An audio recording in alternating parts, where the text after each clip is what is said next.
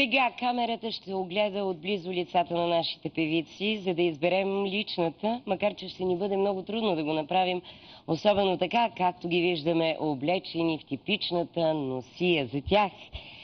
Редичката първа е Щиляна, Пенка, Атанаска, Запрянка, Ивана, Атанаска, Йорданка, Катя, Совка, Денка, Цветана, Анелия, за да ни вдигнат сега всички те на ръченицата "Слънцето трепти да зайде".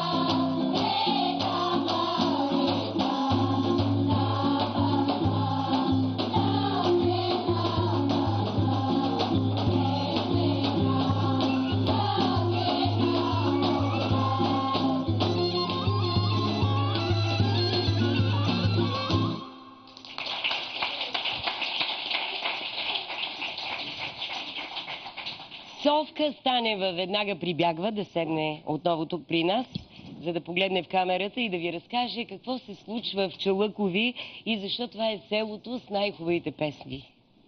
Родно село, изправило гордо ръст, впило здраво корени в българската пръст, устояло на страшните стихии, расте и с реката мери сили. Нашето село Чалъкови е разположено на левия бряг на река Марица в Китна Тракия, между градовете Пловдив и Чирпан. Първите сведения за селото датират от 1522 година. Тогава селото се е наричало Доганджа, по името на птицата Доган Сокол. От около 1890 година се заселват първите български родове. Започва живот едно ново българско село. Нарича се Дованджа. 1934 година приема името Чалъкови по името на двамата братя Стоян и Вълко Чалъкови, възрожденци от горда Копривщица, дали много за просветната дейност в Пловдив. Съдбовна за селото е годината 1928. На 14 април се навършиха 85 години от Черпанското земетресение.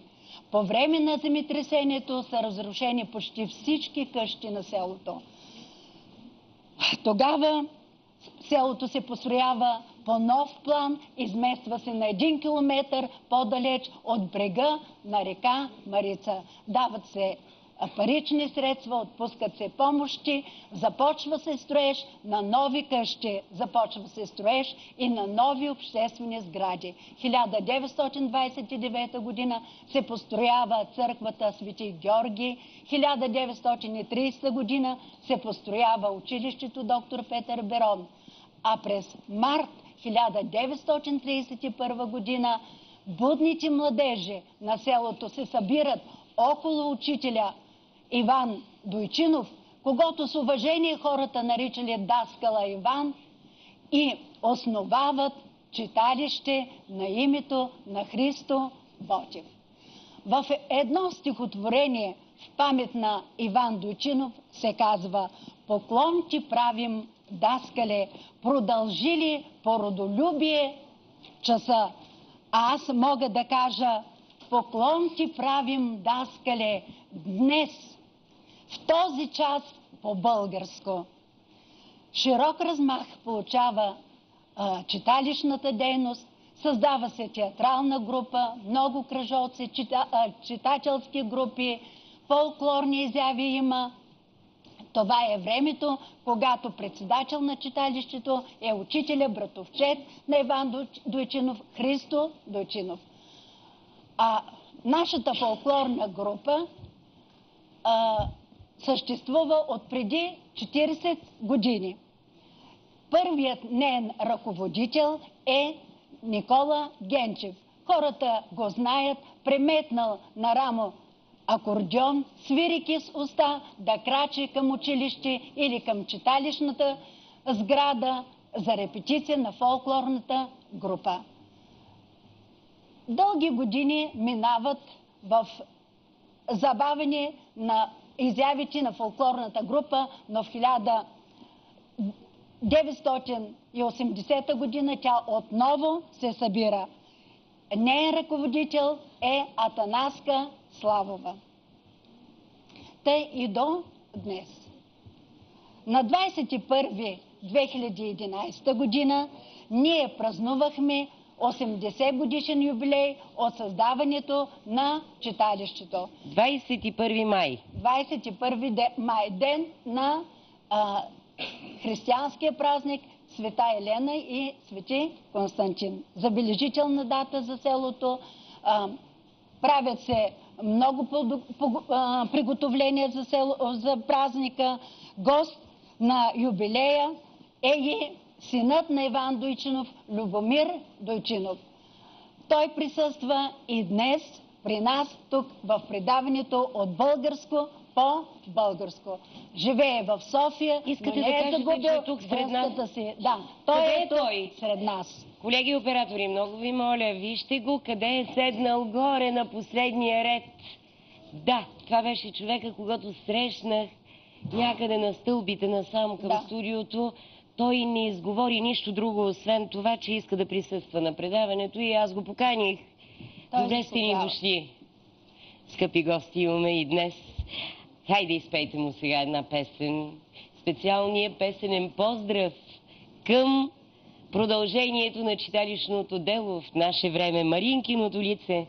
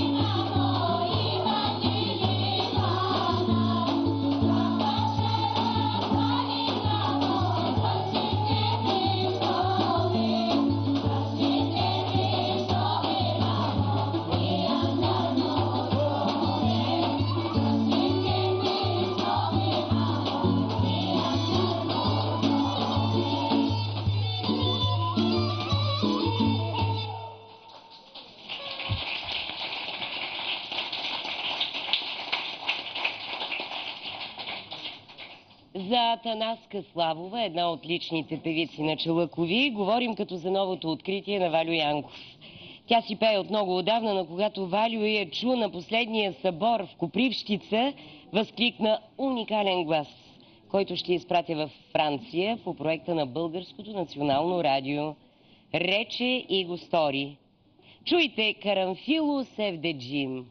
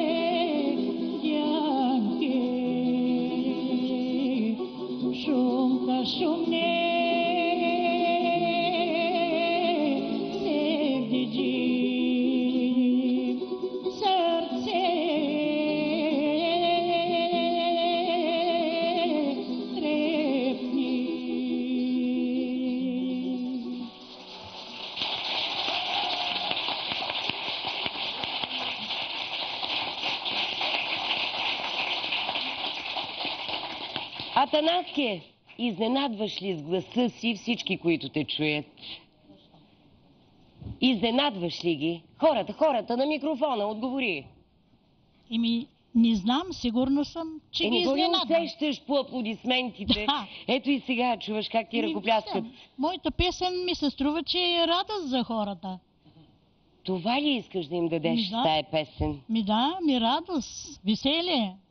И какво друго искаш да им кажеш? Какви да бъдат те? Какви да бъдат? Весели да бъдат, като мене, такива.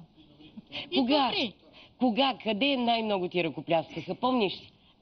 Къде ми ръкопляскат? Винаги, където съм, винаги ми ръкопляскат.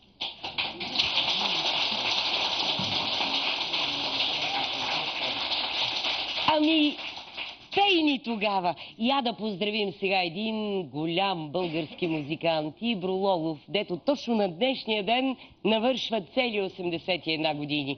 И той да дойде тук в предаването. Честит рожден ден, Ибре! Пеем за теб сега. Знаем, че обичаш песните на всички региони, затова ти подбрахме тази песен на една от най-талантливите певици. Мама Димитър Дума.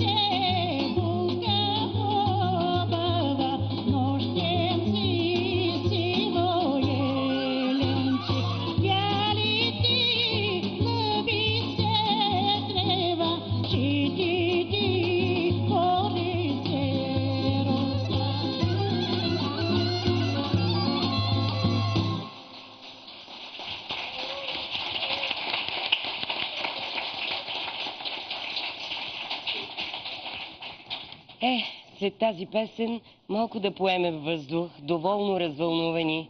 Приятели, време е за раквата на скат. Нека я отворим.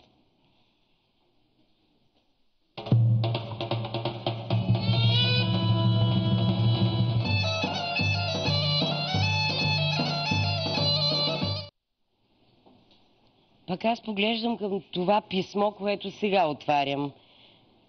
Уважаема телевизия СКАТ, уважаемо предаване от българско по българско. Първо искам да ви се представя. Казвам се Георги Събев Панев, на 73 години, от село Долна Студена, област Русенск.